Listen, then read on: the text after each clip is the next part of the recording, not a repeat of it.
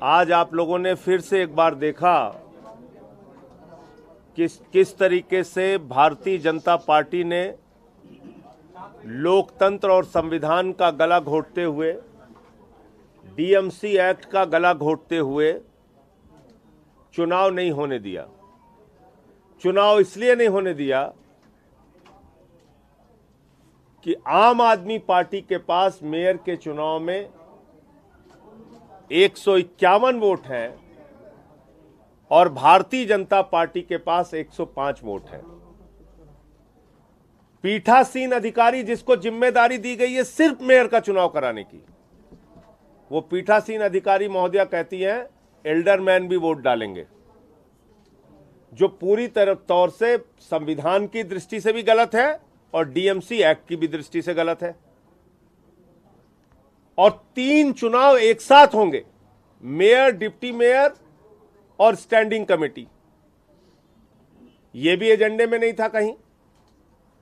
तो क्या दिल्ली के एलजी के आदेश का कोई मतलब है या वो भारतीय जनता पार्टी के साथ मिलकर पूरा खेल कर रहे हैं? क्या भारत के संविधान का कोई मतलब है या उसका गला इसी तरीके से घोटा जाएगा?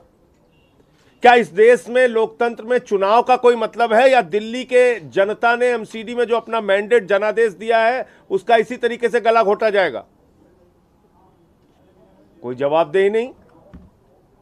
जब एल्डरमैन को वोटिंग राइट नहीं है, आज पहली बार दिल्ली के लोगों ने और देश के लोगों ने देख लिया कि एल्डरमैन को वोटिंग राइट दे रही है। यही पहले दिन से हम लोगों की शंका थी कि एल्डरमैन को वोटिंग कराएंगे, एल्डरमैन को वोटिंग कराएंगे। बार बार हम कहते रहे, हमने बार बार कहा कि वोटर लिस्ट तो दे दो, कोई चुनाव होता है उसकी कम से कम मतदाता सूची होती है, हमारे लीडर को, लीडर ऑफ द हाउस को, जो हमारे मेयर का चुनाव लड़ रही हैं, डिप्टी मेयर का चुनाव लड़ रहे हैं, इनको कम से कम वोटर लिस्ट तो दे दो।